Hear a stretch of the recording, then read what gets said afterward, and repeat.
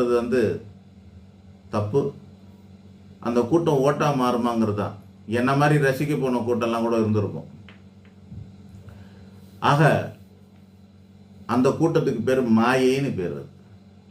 அந்த ஈர்ப்பு என்னது? வெறும் கவர்ச்சி ஈர்ப்பு தான். அது சினிமா கவர்ச்சி தான். அது கொள்கை கவர்ச்சி கிடையாது. எதிர்பார்ப்பு கவர்ச்சி ஒன்று இருக்கலாம். அந்த கூட்டத்தில் இருக்கிற ரசிகர்கள் சொல்லலாம், என் தலைவர் வந்தான்னா அதை பண்ணிடுவார், இதை பண்ணிடுவார்னு. அப்படியே பண்ணி வந்தாலும் வந்த உடனே காணாமல் போயிடுவாங்க. ஏன்னா அதெல்லாம் பண்ணுறதுக்கு இருக்காது, சரக்கு இருக்காதுங்க. கொள்கை வேணும். பேஸே கொள்கை தான்.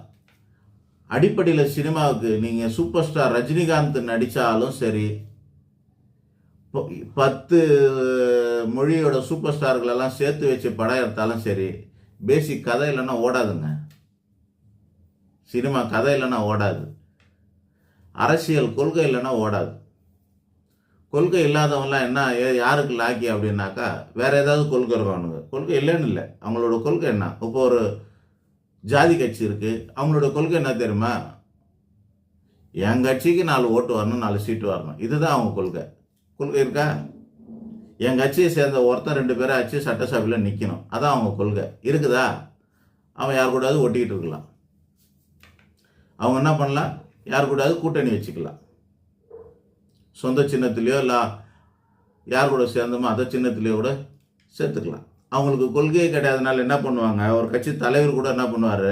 நான் இந்த கட்சியோட சிம்பிளில் நிற்கிறேன்னா அந்த கட்சியோட லெட்டரை வாங்கின்னு போய் ஈசியில் கொடுத்து, எலெக்ஷன் கமிஷனில் கொடுத்து அவங்க சின்னத்தில் நிற்பார். இவர் எந்த கட்சிக்கு தலைவர்? அவர் இதெல்லாம் சில்லற கட்சிங்க. இந்த அரசியல் தெளிவு இருக்கணும்ல மக்களுக்கு. கொள்கை இருக்கணுமா இல்லையா? கொள்கை இல்லாதவனுக்கு அரசியலில் தலைவன் ஆகிறதுக்கான தகுதி கிடையாது. அரசியல் ஆட்சி பிடிக்கிறதுக்கு தகுதி கிடையாது. கொள்கை அவசியம்.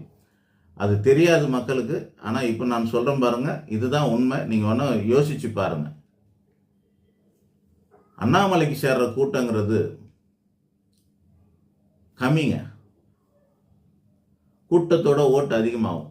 விஜய்க்கு அண்ணாமலைக்கு உள்ள வித்தியாசம் என்னன்னா, விஜய்க்கு கூட்டம் அதிகம், ஆனால் ஓட்டாகும்போது கம்மியாகிடும்.